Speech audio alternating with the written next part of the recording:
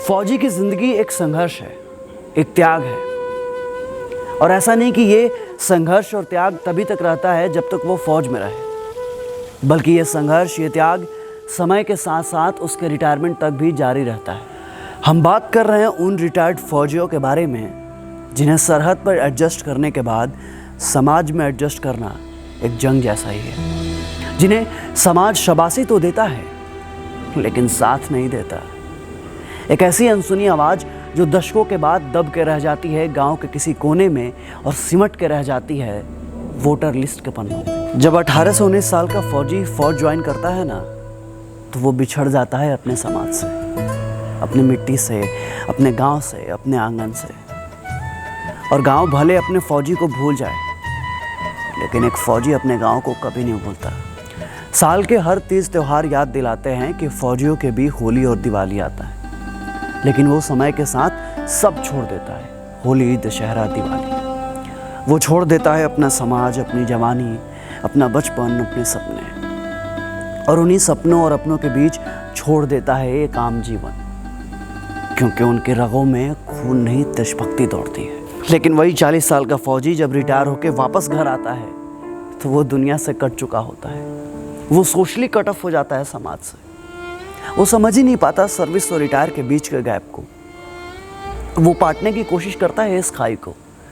वो जोड़ना चाहता है दिल और दिमाग को। वो फिर से पुराने लम्हों को जीना चाहता है। वो सींचना चाहता है अपने खून और पसीने से अपनी मिट्टी और खेत को। लेकिन ये समाज, ये दुनिया उसके जज्बातों का मजाक बनाती है।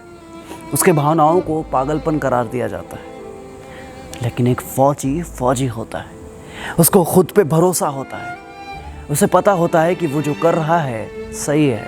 उसे तो आज भी लगता है कि दुनिया पूछेगी उसे कैंटीन की तरह और सर पे चढ़ा कर रखेगी रम की तरह। उसे तो आज भी लगता है कि दुनिया एक सर्विस की तरह है और यहाँ भी सारे काम फौज की तरह ईमानदारी से होते हैं। और ये भी एक कड़वा सच है कि दुनिया रिटायर्ड फौजियों को जगह नहीं देती साहब। वो बना के रखती है एक ऐसा गैप और राजनीति जिसका गणित आज तक किसी फौजी को समझ में नहीं आया, और उसकी इसी मासूमियत का फ़ायदा सारी दुनिया उठाती है। पता है, जब दुनिया सो रही होती है नींद की आगोश में, तो वो तड़के सुबह उठ जाता है गाय भैंस को चारा डालने के लिए और निकल जाता है दूर कहीं गांव में टहलने के लिए। अब गांव में उसके कोई साथी संगाती नहीं होते हैं। वो बिल्कुल अकेला होता है कई जनों के बीच में, एक अजनबी की तरह, या यूँ कहें कि एक परदेसी की तरह। फिर वो बनाता है गांव के बच्चों को अपना साथी और काटता है उनके साथ रिटायरमेंट के बाद की बची हुई जिंदगी। वह सुनाता है बच्चों को उन्हें फौज और फौजियों के किस्से और दिखाता है उन्हें जमीन और लड़ाइयों के हिस्से। वो बांटता है अपना दुख दर्द और खोजता है उन पलों में अपना पल, क्योंकि फौजी अपने किस्से कहानियों को बार बार जीता है। एक फौजी अपने सिस्टम में इतना ट्रेंड होता है कि वो किसी भी मिट्टी, किसी भी मौसम में खुद को ढालने की क्षमता रखता है। लेकिन न जाने हमारे समाज की ऐसी मानसिकता क्यों है कि रिटायरमेंट के बाद एक फौजी को सिक्योरिटी गार्ड से ज़्यादा काबिल समझा ही नहीं जाता है। कभी ओसारे में बैठ उन रिटायर फौजियों को देखिए और उनकी आंखों से छलकते जीवन के संघर्ष को देखिए। ऐसा लगता है कि बचपन की उम्र में रिटायर वो फौजी अभी भी वो अपना बचपन ढूंढ रहा है। वो देख रहा होता है कि शायद अभी भी रेलवे स्टेशन पर कोई घर से आ जाए और पूछे उसका हाल और देश दुनिया का समाचार। लेकिन सच्चाई भी है ये दोस्त कि रिटायरमेंट के साथ ही दुनिया की इंसानियत भी रिटायर हो जाती है। जब तक वो बैरक में रहता है तब तक उससे किसी को कोई दिक्कत नहीं होता, लेकिन फौजी जैसे रिटायरमेंट के बाद वापस घर आता है तो कभी कभी उसके खुद के बच्चे भी डांट देते हैं कि क्या पापा सुबह सुबह खटर पटर क्यों करते रहते हैं? अरे आपको नींद नहीं आती तो हमारी नींद क्यों ख़राब करते हो? अब उन्हें कौन समझाए कि तुम्हें अच्छी नींद आ जाए, इसी चक्कर में मेरी आती हुई नींद भी चली जाती है। फिर मैं इस कोशिश में कामयाब हो जाता हूँ कि तुम्हें मेरी परेशानियों का एहसास नहीं है। आवाज़ कड़क हो इसका मतलब ये नहीं है कि दिल मोम का नहीं हो। पर यह ज़माना कैसे समझ पाएगा कि फ़ौजी की सुबह के खटर पटर में फ़ौजी अपने फ़ौज की ज़िंदगी की खनक को ढूंढना चाहता है। एक फ़ौजी के नौकरी के शुरुआती समय लड़खड़ाते घर को संभालने में ही चला जाता है और बाकी रिटायरमेंट के बाद की ज़िंदगी के उतार चढ़ाव से निपटने के लिए उसे आधा मिलने वाले पेंशन के आधे में ही अपना जीवन सर्वाइव करना पड़ता है। बाहुबलियों के जोर जबरदस्ती और कोर्ट कचहरी के चक्कर लगाते उन फौजियों की कहानियां ये चीख चीख कर कहती है ये सादगी और ईमानदारी के नाम पर फौजियों के साथ कितना छल हुआ है। अनुशासन में स्थिर रहने वाले फौजी जब घर आते हैं तो वो शायद ये भूल जाते हैं कि ज़माने की रफ्तार में लोगों की टेंडेंसी में कितना बदलाव आ गया है, और इसलिए परेड में लेफ़्ट राइट करने वाले फौजी भाई लोग किसी भी गलत चीज़ के साथ लेफ़्ट राइट नहीं कर पाते, और शायद इसलिए समाज उन्हें पागल कहता है। हाँ, फौजी लोग ना पागल होता है, और उनके पागलपन का अंदाज़ आप नहीं लगा सकते, क्योंकि वो उनका पागलपन ही है जो कठिन से कठिन परिस्थितियों में भी वो कभी दो तरफा नहीं सोचते। और ये पागलपन और जुनून चाहिए एक फ़ौजी को, क्योंकि सियाचिन, द्रास और कार्निक जैसे जगहों पर आम इंसान नहीं बल्कि एक जुनूनी फ़ौजी ही सर्वाइव कर पाता है। लोग कहते हैं कि फ़ौजियों का दिमाग घुटने में होता है। हाँ, आप सही सुन रहे हैं, फ़ौजियों का दिमाग ना घुटने में ही होता है, क्योंकि तभी तो फ़ौजी दुश्मनों के सामने घुटने नहीं टेकते।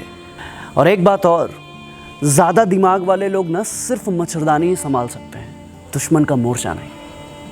फ़ौजियों के पास दिमाग नहीं होता, तभी तो वो -30 डिग्री सेल्सियस पर भी प्लस माइनस नहीं सोचते।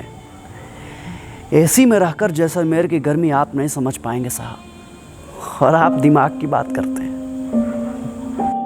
फौजी की जिंदगी में अनुशासन, ईमानदारी और अपने खून पसीने की कमाई का आत्मसम्मान उसके अंदर कूट कूट कर भरा होता है। उसकी पाई पाई में सियाचिन की सर्दी और जैसलमेर की गर्मी का कतरा कतरा मौजूद होता है। सर्विस से डिस्चार्ज होने के बाद जब वो अपने पैसे को सही समय और सही जगह पर खर्च करता है तो लोग उसे कंजूस कहकर उसके पसीने का मजाक उड़ाते हैं। जब वो किसी ऑफिस में घुसकर बाबू लोगों से घूस लेने का विरोध करता है तो लोग उसे बेवकूफ़ समझते हैं, लेकिन लोग जब अपने गिरेबान में झांक कर देखेंगे ना, तब उन्हें मालूम चलेगा कि असल में बेवकूफ़ कौन है। और अंत में जब मैं सोचता हूँ कि वो जो अपनी जवानी कुर्बान करता है, जो तपस्या और त्याग करता है, आखिरकार उसे मिलता क्या है? बस थोड़ा सा रिस्पेक्ट और थोड़ी सी पेंशन, जिसे पाने के लिए वो बैंक के लाइन में घंटों खड़ा होता है सोच बुध खोकर। वो एक सर्विसमैन का कोटा, वो कैंटीन की बातें जहाँ वो 4 पैसे बचाने के लिए पूरे दिन एक पैर पर खड़ा होता है। वो ट्रेन के दरवाजे के बगल में खड़ा वेटिंग लिस्ट वाला फ़ौजी, जिसका फ़ोटो जनता तो खूब शेयर करती है, लेकिन कोई उसके साथ सीट शेयर नहीं करता। कहते हैं ना दोस्त कि ज़िंदगी को कम समय में जीना हो तो फ़ौजी बनिए, क्योंकि देश के लिए दीवानापन दिल से फ़ौजी बनने के बाद ही आता है। बातें तो खूब होती है 15 अगस्त और 26 जनवरी के दिन। लोगों में देशभक्ति का ज्वार उठता है जो कुछ ही दिन बाद भाटा की तरह शांत हो जाता है। समाज में फ़ौजी होना एक गर्व का विषय है, पर खुद के लिए क्या, ये फ़ौजी अंत तक नहीं समझ पाता। फ़ौजी ना सब समझने की कोशिश करते हैं, लेकिन ये समाज उनको कब समझेगा? कब समझेंगे लोग उनकी भावनाओं को, उनके जज्बातों को, उनके द्वारा किए गए उनके जीवन में त्याग और तपस्या को? कब समझेंगे उनकी मेहनत को, उनकी ईमानदारी को? क्या उसकी कारगिल और कुपवाड़ा की कहानियाँ सिर्फ कहानियाँ बनकर रह जाएंगी? एक फ़ौजी के लिए फ़ौज और ज़िंदगी दोनों एक ही बात है। फिर समाज के लिए फ़ौज और फ़ौजी दो अलग अलग हैं, ऐसा क्यों? क्या समाज में फ़ौजी की शून्यता है, या फिर फ़ौजी समाज का हिस्सा ही नहीं है? फिर क्यों समाज में रिटायर्ड फ़ौजियों के लिए जज्बातों की शून्यता है? ये सारे सवाल समाज से हैं, और सनद रहें, समाज का हिस्सा आप भी हैं। सोचिएगा ज़रूर। जय हिंद, जय भारत।